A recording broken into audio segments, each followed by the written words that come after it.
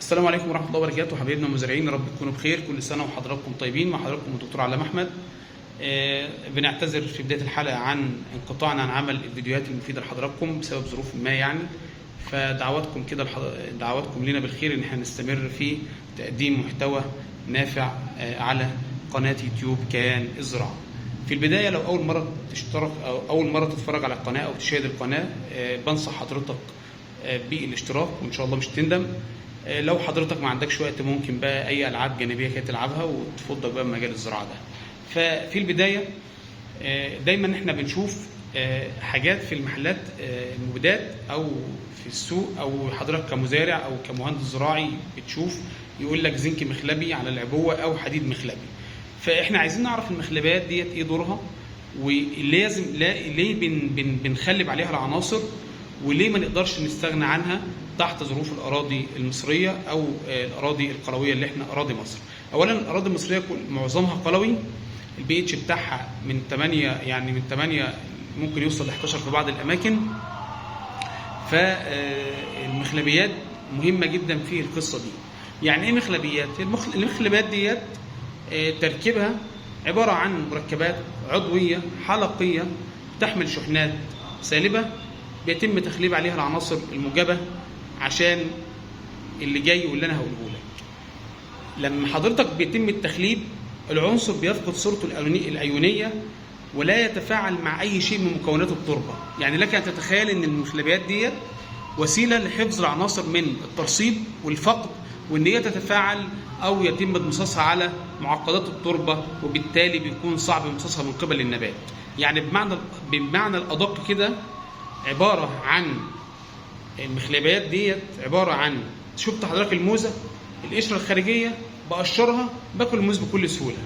فانا المخلبيات دورها الاساسي ان هي توصل العنصر في امان تام لحد ما توصل لجذور النبات ويمتصها النبات بكل سهوله.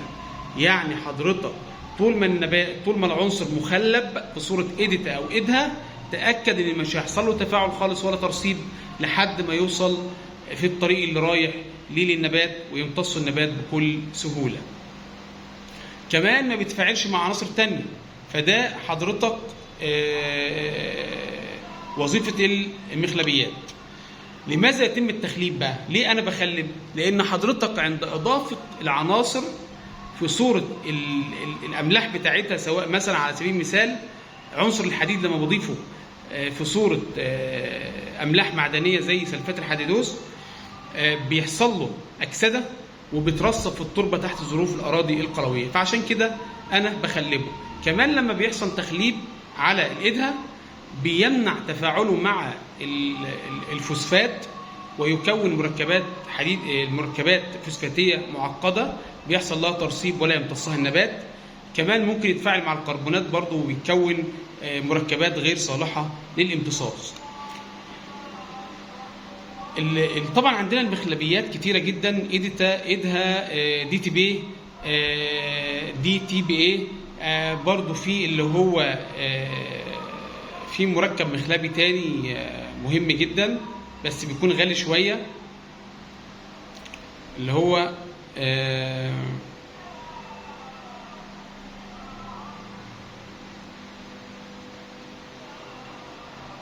ABCA، اللي هو مشتق الامين العطري وعديد الهيدروكسيد ABCA، وده تقريبا اغلى المخلبيات يعني. فمعظم الشركات ما بتخلبش عليه. معظم الحاجات اللي هتلاقيها مخلبه في السوق اللي هو الايديتا والايدها، دي من اكتر المواد، اكتر مادتين مخلبيتين منتشرين على مستوى العالم عموما مش مصر بس، اللي هو الايديتا والايدها.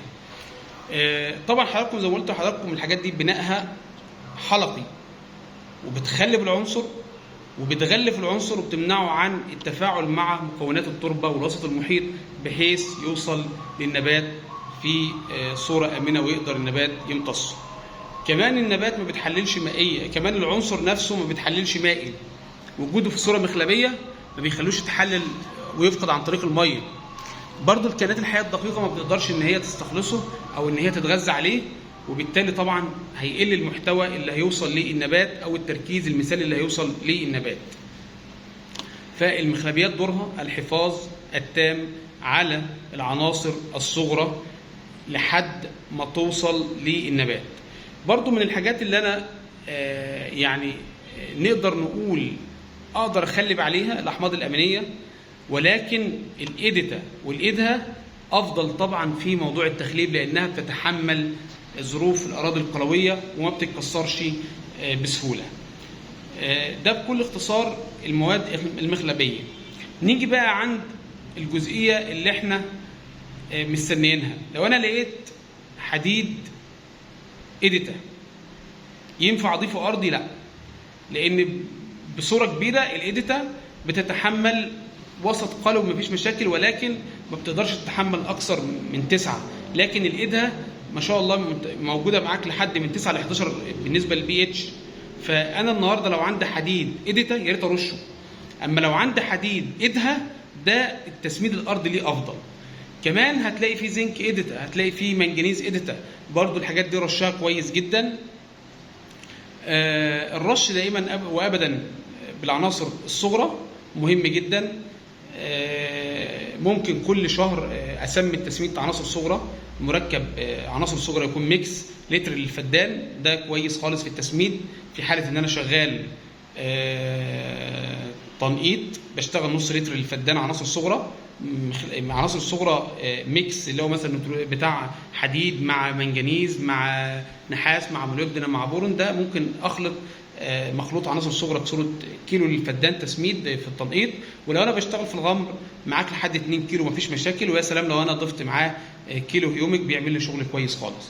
العناصر الصغرى بقى نيجي ارشها كل قد ايه؟ الحاجات المخلبه ديت ارشها كل 25 يوم، كل شهر مره كفايه جدا. ونيجي عند عنصر الزنك ونقف عنده. يعني العنصر ده يا جماعه مهم جدا للنجليات، لانه بيعمل على استطاله السنبله وزياده عدد الحبات عليها. يعني مهم جدا للرز، مهم جدا للقمح، مهم جدا للشعير، كمان مهم جدا للذره. عنصر الزنك مهم جدا لان الذره شاره جدا لامتصاص الزنك. زي ما قلت لحضرتك بيعمل على زياده عدد الحبوب على الكيزان في الصفوف بتاعه كيزان الذره. في نهايه الحلقه ارجو ان انا اكون افدت حضراتكم، ولو حضراتكم محتاجين اي استفسار ممكن من خلال التعليقات نرد لحضراتكم. منتظرين دعمكم للقناه والاشتراك وتفعيل زر الجرس، والسلام عليكم ورحمه الله وبركاته.